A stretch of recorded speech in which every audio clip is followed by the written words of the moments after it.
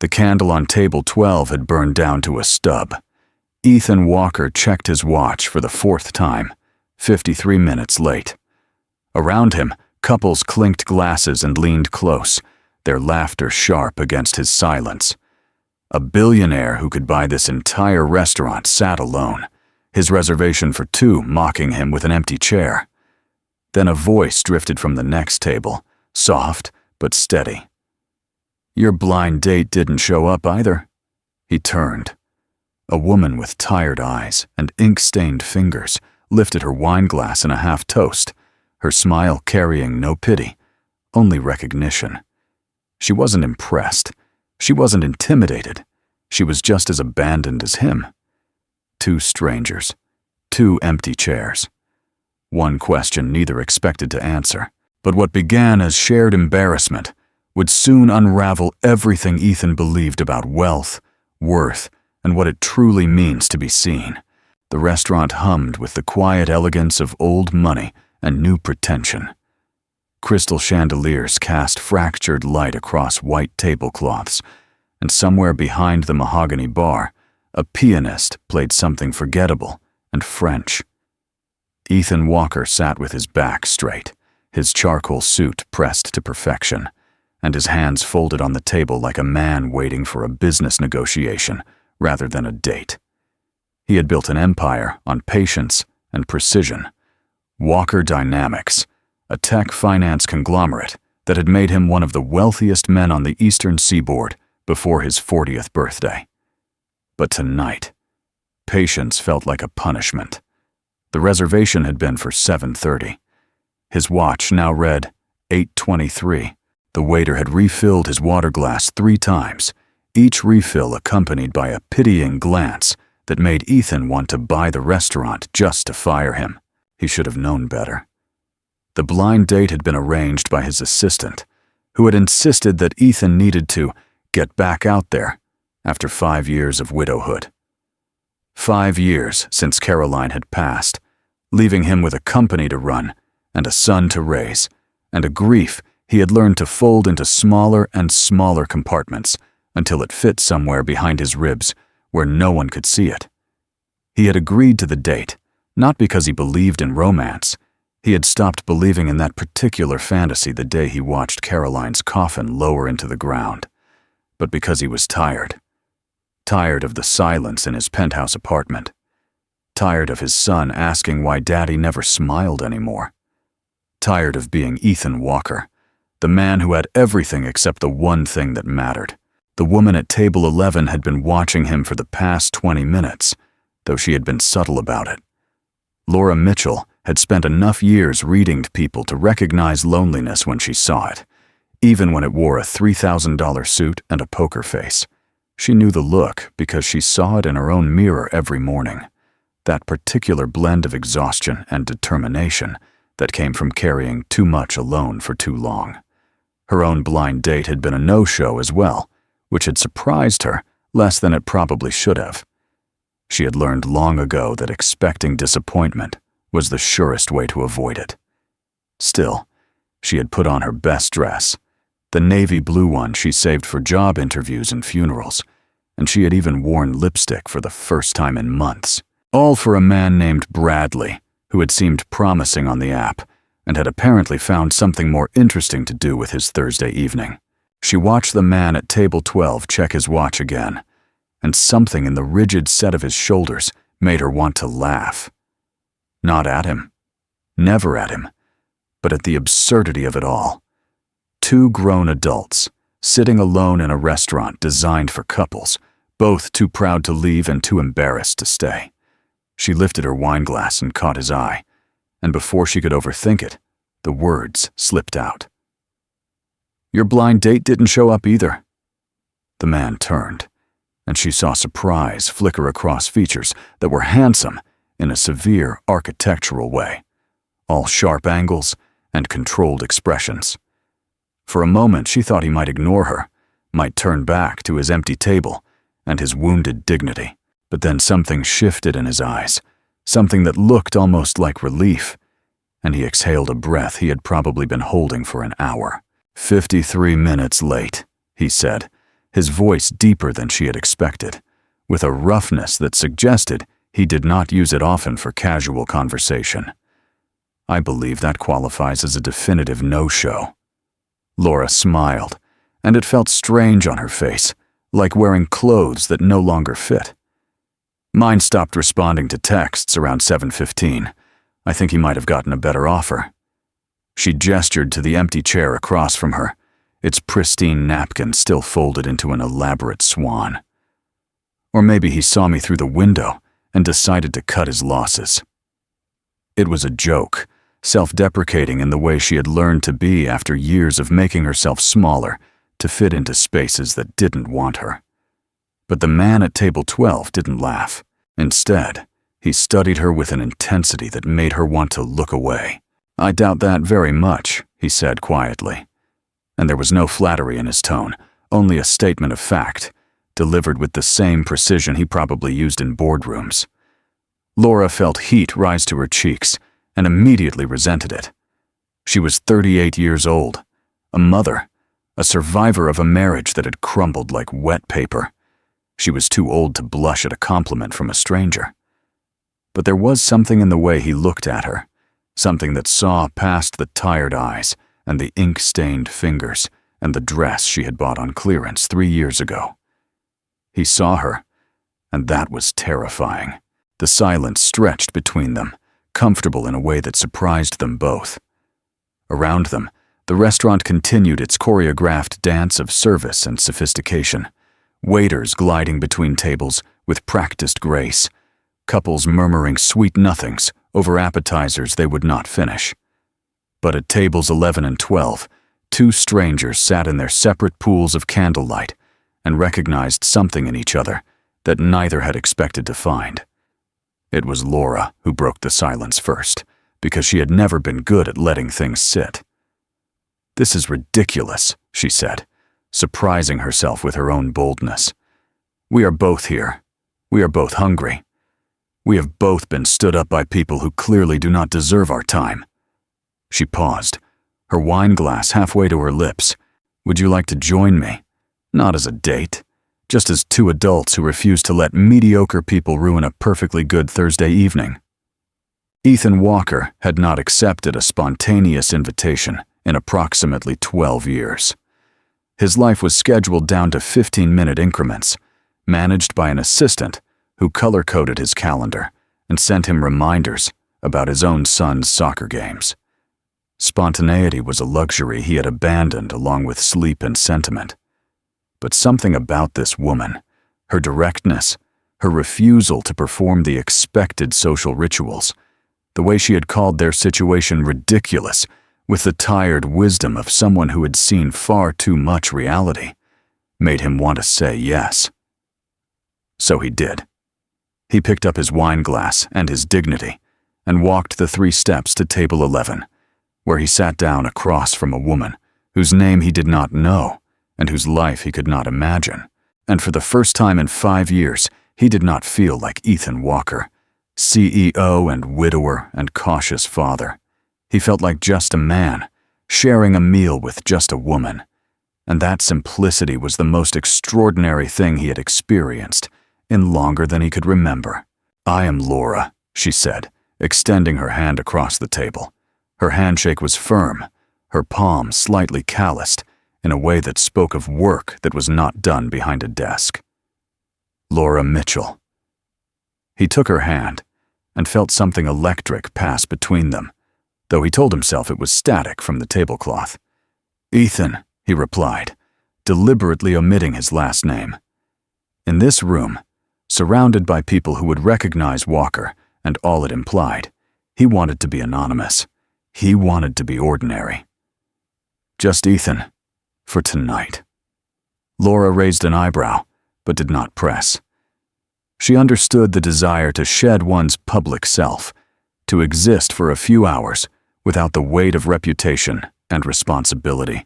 She had her own name to escape, Mitchell, which still felt like a borrowed identity, even though she had kept it after the divorce for her son's sake. They talked. Not about important things, not about careers or ex-spouses, or the specific wounds that had brought them to this restaurant alone on a Thursday night, but about small things. The quality of the bread, which was excellent. The pretentiousness of the menu, which listed deconstructed everything and used words like essence and foam without irony. The pianist, who had moved on to something that might have been jazz, if jazz had been stripped of all its spontaneity and dressed in a tuxedo. Laura made a comment about the wine list being longer than her last relationship, and Ethan laughed.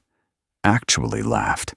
A sound that seemed to surprise him as much as it surprised her. She learned that he had a son, though he spoke of the boy with a careful restraint that suggested deeper waters beneath. He learned that she worked for a community organization, though she deflected questions about specifics with the practiced ease of someone who did not want to compare salaries. What struck Ethan most was how she did not ask. In his world, everyone asked, "What do you do? How did you get started? What is your net worth, your portfolio, your 5-year plan?" Conversations were transactions, exchanges of information designed to establish hierarchy and opportunity. But Laura asked none of these things. She asked if he preferred mountains or beaches. She asked what book he was currently reading, and laughed when he admitted it was a biography of Alexander Hamilton that he had been trying to finish for 8 months. She asked if he had ever eaten at the food truck on 7th Street that sold empanadas so good they should be illegal. And when he said no, she looked at him with such genuine pity that he found himself promising to try them. She treated him like a person, not a portfolio, not a possibility.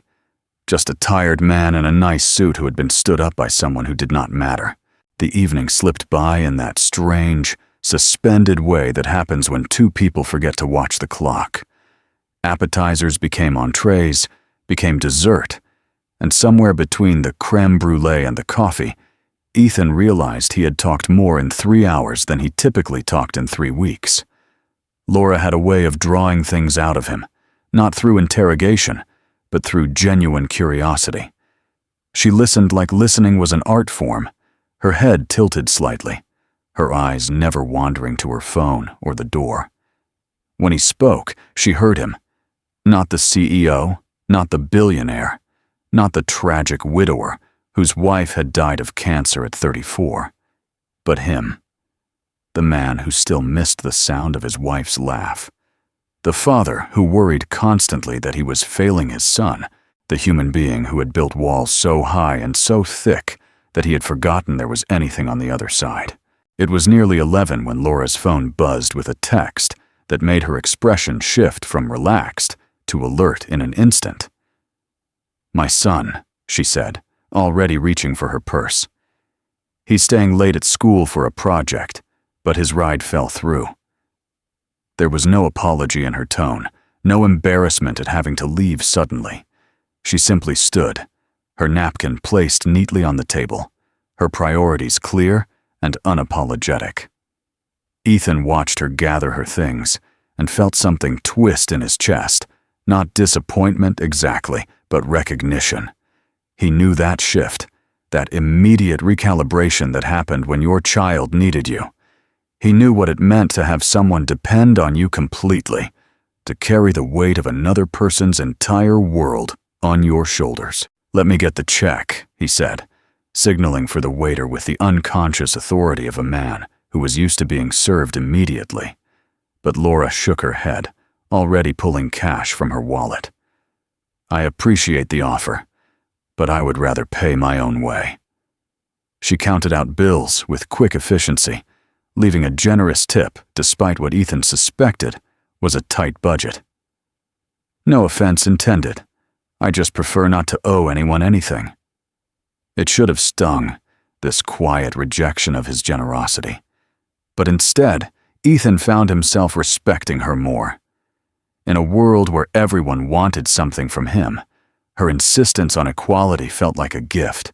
She paused at the edge of the table, her purse over her shoulder, her eyes meeting his with an openness that felt almost dangerous.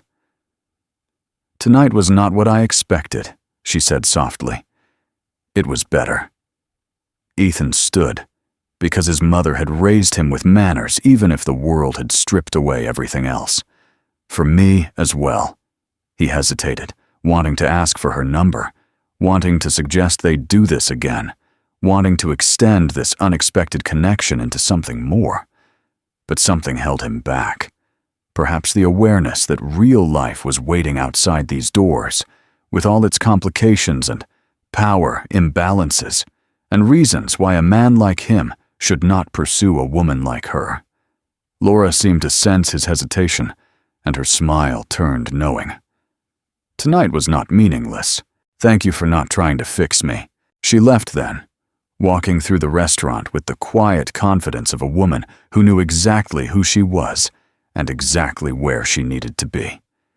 Ethan watched her go and felt something loosen in his chest, some knot he had not even known was there.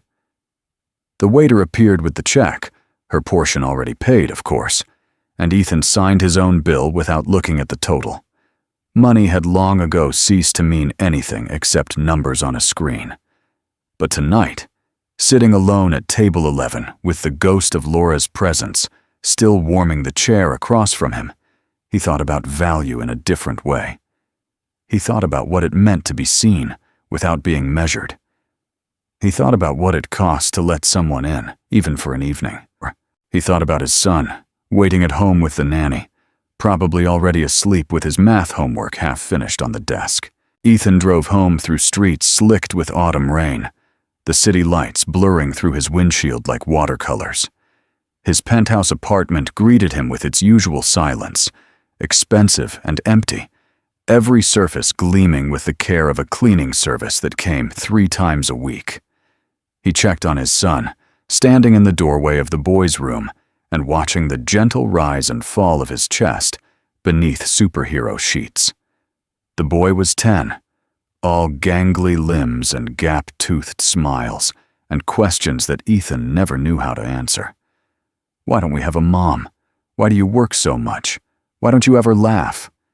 Ethan had built an empire for this child, had worked 18-hour days, and sacrificed sleep and sanity to ensure the boy would never want for anything. But standing there in the darkness, he wondered if he had been building the wrong things entirely. The following weeks passed in their usual blur of meetings and mergers and the endless machinery of wealth. But something had shifted in Ethan, some tectonic plate deep beneath his carefully constructed surface. He found himself thinking about Laura at odd moments, during conference calls about quarterly projections, during dinners with investors who spoke only in percentages and profit margins.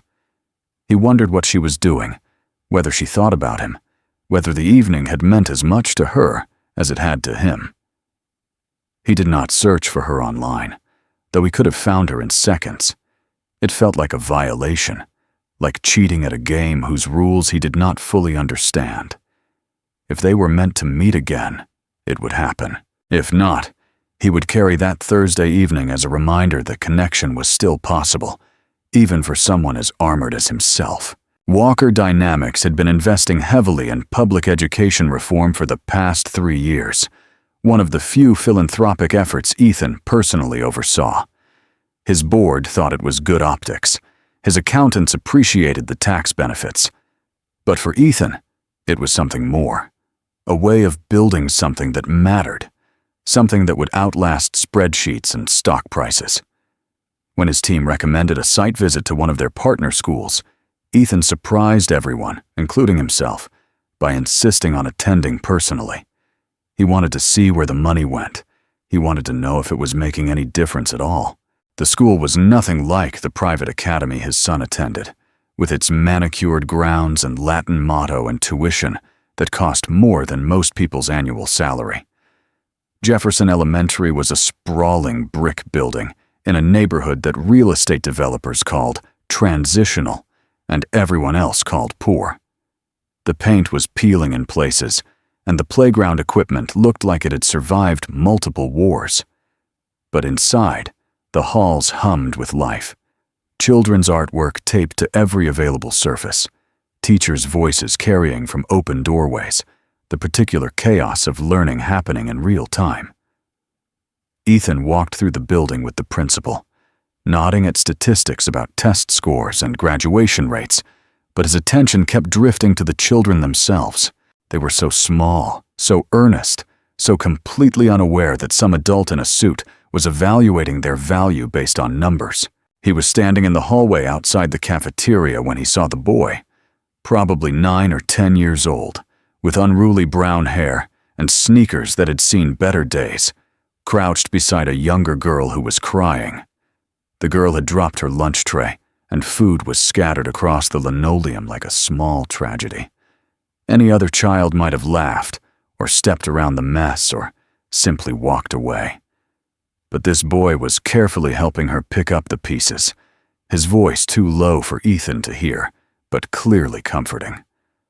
When another student approached with napkins, the boy looked up and smiled, a genuine smile that expected nothing in return, and Ethan felt his breath catch. The principal noticed his attention and smiled. "That's Noah Mitchell, one of our best kids. Quiet, but always looking out for the others. His mom volunteers here sometimes when she can get away from work." Mitchell. The name landed in Ethan's chest with the force of recognition. He thought of ink-stained fingers and tired eyes, and a woman who had paid for her own dinner because she preferred not to owe anyone anything. "His mother," Ethan said carefully. "What does she do?" The principal's answer confirmed what he already suspected.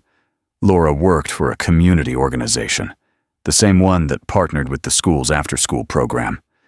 She had been volunteering here for years, long before Walker Dynamics money had started flowing in. Ethan watched Noah finish helping the girl, watched him carry his own tray to a table where he sat with a book instead of joining the other children's conversations. There was something familiar in the boy's self-sufficiency, in the way he seemed comfortable in his own company. Ethan recognized it because he saw the same thing in his own son, that particular independence that children developed when they learned early that parents could not always be there. He thought about what Laura had said about not owing anyone anything, about her fierce insistence on equality. He understood it now in a way he had not before. She was raising this child alone, probably on a salary that would not cover his monthly wine budget, and she was doing it with a dignity that shamed him. The visit ended, and Ethan returned to his world of glass towers and corner offices. But the image of Noah stayed with him. The boy's kindness, his quiet competence, the way he had helped without being asked and expected nothing in return. Ethan thought about the values he was trying to instill in his own son, the lessons that could not be taught through expensive tutors and elite schools. He thought about character and compassion and the kind of person he wanted to raise, and he realized with uncomfortable clarity that Laura Mitchell, with her tight budget and her ink-stained fingers, might be doing a better job than he was with all his billions. It was 3 weeks later when they crossed paths again. Ethan had come to the school for another visit, officially to review the new computer lab his foundation had funded, unofficially to see if fate might intervene.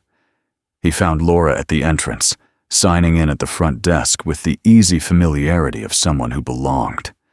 She looked tired, the kind of tired that no amount of coffee could fix, but she stood straight, and her smile for the receptionist was genuine. She did not notice him at first, and he took the moment to observe her, the way she moved through the world with purpose, the way she knew every staff member by name, the way she stopped to adjust a crooked sign on the bulletin board because small things mattered. Laura. He said her name before he could overthink it, and she turned with a surprise that quickly shifted to something warmer. Ethan. Just his name, no title, no recognition of who he was in the larger world.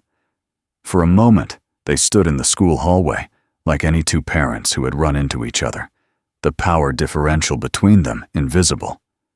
"I see your foundation has been busy here," she said, gesturing toward the new wing. Her tone was carefully neutral, neither impressed nor resentful.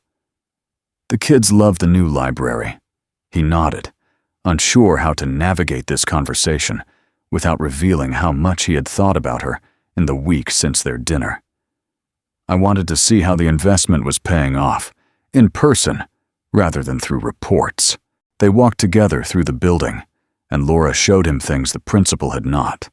The reading corner, where struggling students got one-on-one attention, the garden project that taught science and patience, and the radical hope of planting seeds. She introduced him to teachers who spoke about their work with a passion that made his own employees' enthusiasm seem performative by comparison. And through it all, she treated him not as a benefactor to be flattered, but as a visitor to be educated. She challenged his assumptions about poverty and potential. She asked hard questions about sustainability and community involvement. She made him work for her respect, and he found himself grateful for the effort. They were standing in the playground when Noah ran over, his backpack bouncing, his face lit with the uncomplicated joy of a child whose mother had appeared unexpectedly. "Mom, you came!" Laura crouched to his level, her entire demeanor softening in a way that made Ethan's chest ache. "Just for a little while, sweetheart. I have to get back to work soon." Noah noticed Ethan then, his expression shifting to the polite wariness children reserve for unfamiliar adults. "Who's that?" Laura hesitated for just a moment before answering. "This is Ethan. He helps the school with some projects." Noah considered this, then extended his hand with a formality that must have been taught. "Nice to meet you, sir. Thank you for helping our school." Ethan shook the boy's hand and felt something break open inside him. This child, with his second-hand sneakers and his earnest manners, thanked him as if Ethan's money had been a personal sacrifice. As if writing a check from a fortune he could never spend was somehow equivalent to the daily sacrifices this family made just to stay afloat. He thought about his own son, who had never thanked anyone for anything because everything had always simply appeared. He thought about the empire he had built and the values he had failed to construct alongside it. The following week, the school held an event to celebrate the new facilities. Parents and donors mingled in the gymnasium, which had been decorated with student artwork and fairy lights. Ethan attended, telling himself it was about community engagement, knowing it was about something far more personal. He spotted Laura across the room, deep in conversation with other parents, and he watched the easy way she moved among them, respected, liked, part of something larger than herself. When Noah approached Ethan to thank him again, this time with a handwritten note from his class, Laura appeared at her son's side almost instantly. Her smile was polite, but her eyes carried a warning. "Noah, sweetie, why don't you go find your friends? I need to talk to Mr. Walker for a moment." The use of his last name was deliberate, a reminder that she knew exactly who he was and had chosen not to mention it. Once Noah was out of earshot, she turned to Ethan with an expression that was harder to read than any negotiation he had ever faced. "I appreciate what your foundation does here, truly, but I need you to understand something." She paused, choosing her words with care. "My son cannot grow up feeling indebted to wealthy people who see him as a charity case. His gratitude is genuine, and I will not have it exploited." It wasn't an accusation, not quite, but it was a boundary, clear and non-negotiable. Ethan felt the words like a physical blow, not because they were unkind, but because they were fair. He had not thought about how his presence might look to a child, how gratitude could curdle into obligation, how even good intentions could create unhealthy power dynamics. "I understand," he said quietly.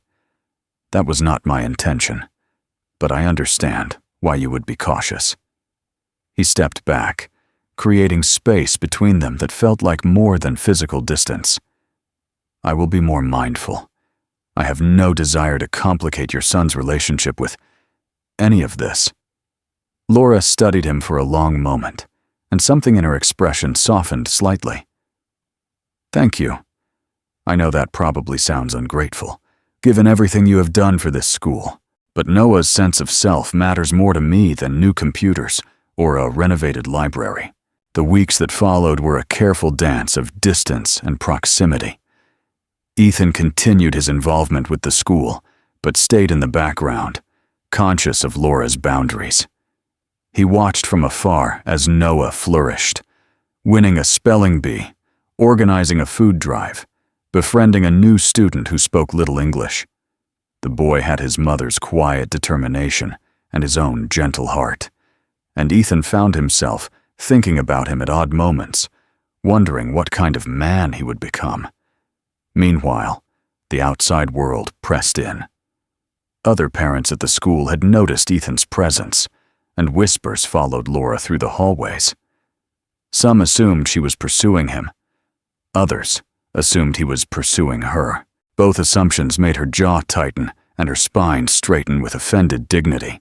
At Walker Dynamics, his board questioned his increased focus on philanthropy over profit. "You're letting emotion drive business decisions," his CFO said in a meeting that felt more like an intervention. "This education initiative is costing us opportunities in more profitable sectors." Ethan listened and nodded, and made none of the changes they suggested. For the first time in his career, he did not care about maximizing returns. He cared about impact, real impact, the kind measured in children's lives rather than shareholder value. He thought about what Laura would say if she could hear this conversation, and he found himself making decisions based on what she would respect rather than what his board would approve. It was a rainy afternoon when everything shifted. Ethan had been leaving the school after a meeting when he saw Laura standing under the entrance awning, watching the downpour with resignation. Her car, he would later learn, had broken down that morning, and her phone was dead. She was calculating the distance to the bus stop and the likelihood of making it without getting soaked when Ethan appeared beside her with an umbrella. "Can I offer you a ride?" The question was careful, respectful of the boundaries she had established. Laura hesitated, pride warring with practicality. But Noah was waiting at after-school care, and the bus would take 40 minutes, and sometimes accepting help was not the same as accepting obligation. The drive was quiet at first, rain drumming on the roof like nervous fingers. Ethan focused on the road, while Laura focused on the window, both of them acutely aware of the intimacy of the enclosed space. Finally, she spoke. "I know who you are. I have known since that first night, or at least since I looked you up the next morning." Ethan's hands tightened on the steering wheel. "Why did you not say anything?" She considered the question. "Because it did not matter. You were just a man who had been stood up, same as me. Your net worth did not make your loneliness any less real." It was such a simple statement, and yet it contained everything Ethan had been searching for without knowing it. To be seen not as a number, but as a person. To have his humanity acknowledged separate from his wealth. "I think about that night often," he admitted, surprising himself with the confession. "It was the first time in years that I felt normal." Laura smiled, and there was something tender in it, something that made him want to pull the car over and tell her everything. About Caroline, about his failures as a father, about the empire he had built to fill a void that only kept growing. "Normal is underrated," she said. "I have spent most of my life trying to be extraordinary, trying to prove that I was worth something despite everything working against me. But lately, I have started to think that maybe ordinary is enough. Maybe being present, being kind, being there for the people who matter. Maybe that is the whole point." They reached the school where Noah was waiting, his face pressed against the window, watching for his mother. Laura gathered her things, but paused before opening the door. "I am not going to pretend that our situations are equal. You have resources I will never have. You move through the world in ways I cannot imagine. But when you sat down at my table that night, you were just a person. And I would like to keep knowing that person, if he is interested in being known." Ethan met her eyes and saw something there that terrified and thrilled him in equal measure. Not desire, exactly.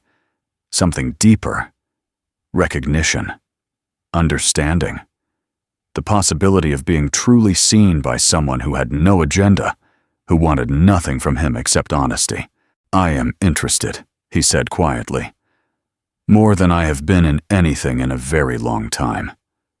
What followed was not a romance in the traditional sense. There were no grand gestures, no expensive gifts, no sweeping declarations. Instead, there were coffee meetings that turned into long conversations. There were visits to the school where Ethan learned to hang back, to be a helper rather than a hero.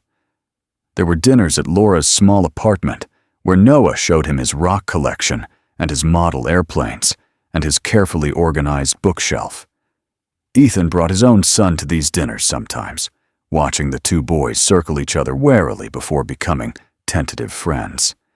He learned to make pasta the way Laura taught him, standing beside her in a kitchen smaller than his closet, fumbling with garlic and laughing at his own incompetence. Laura held her boundaries with quiet firmness. She refused gifts that felt like obligations. She insisted on paying her share whenever they went out, even when it meant choosing restaurants that made Ethan's security team nervous. She did not introduce him to Noah as her boyfriend, and she did not allow the relationship, whatever it was, to overshadow her son's needs. When Noah asked why Mr. Walker kept coming to dinner, she told him the truth. "Because we are friends, and friends spend time together." It was simpler than the reality, but it was also accurate. They were building something on a foundation of friendship rather than passion, and both of them understood that this made it more fragile and more precious. One evening, Ethan found a letter on Laura's kitchen counter while she was putting Noah to bed. He did not mean to read it, but his name caught his eye, and he could not look away. It was a draft of something Laura had been writing, addressed to no one in particular. A processing of her own thoughts, perhaps, or the beginning of a journal entry she would never finish. In it, she wrote about seeing Noah at the school, about the fear that her son would internalize inequality if she allowed wealthy people too close. She wrote about the night they had met, about the strange relief of being abandoned by someone forgettable and found by someone unforgettable. She wrote about Ethan's loneliness, which she had recognized because it mirrored her own, and about her terror that she was falling for a man whose world could swallow her whole. When she returned from Noah's room and found him holding the letter, her face went pale. That was private. It was not an accusation, just a fact stated with the dignity she brought to everything. Ethan set the letter down carefully. "I'm sorry. I should not have read it." He paused, weighing his next words.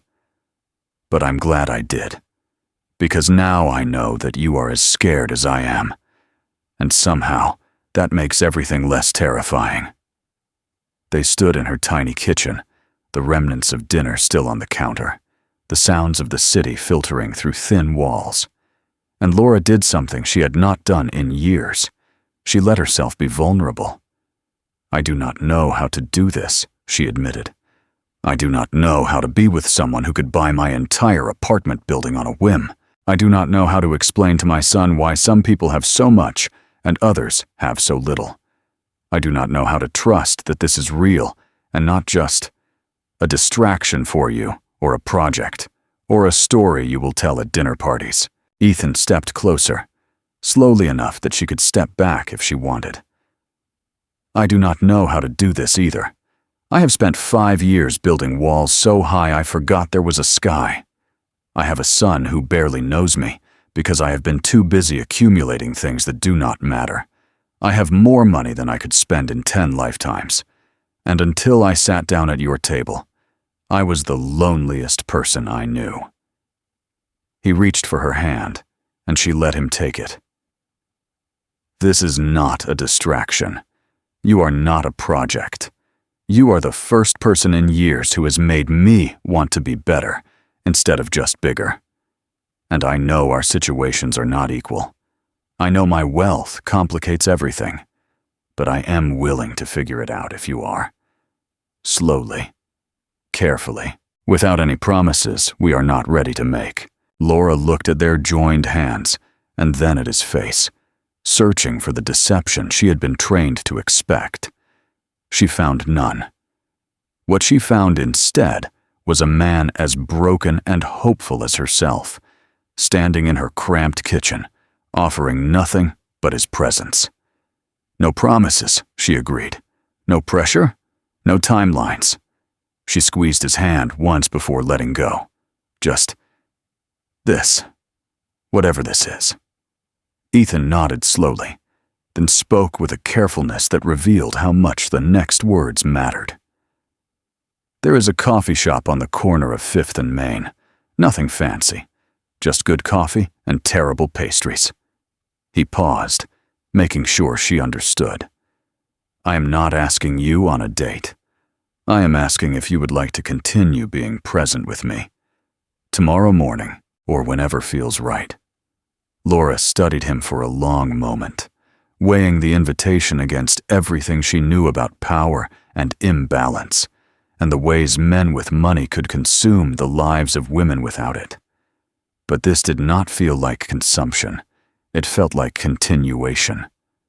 Coffee sounds right, she said finally. Not a date, just presence. It was not a declaration of love. It was something more honest, an acknowledgement of possibility, a commitment to showing up, a beginning built on the mutual understanding that some things cannot be rushed or bought or forced into being. They would figure it out together, or they would not. But either way, they would do it as equals, meeting each other in the middle ground between his penthouse and her apartment, between his billions and her boundaries, between 2 empty chairs in a restaurant, and whatever came next. Months passed. Seasons changed. The boys grew closer, and so did their parents. There were setbacks and misunderstandings, and moments when the gap between their worlds seemed too wide to bridge.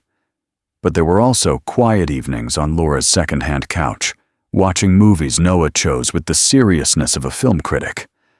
There were Saturday mornings at the farmer's market, where Ethan learned to haggle over tomatoes, and Laura learned to let him carry the bags.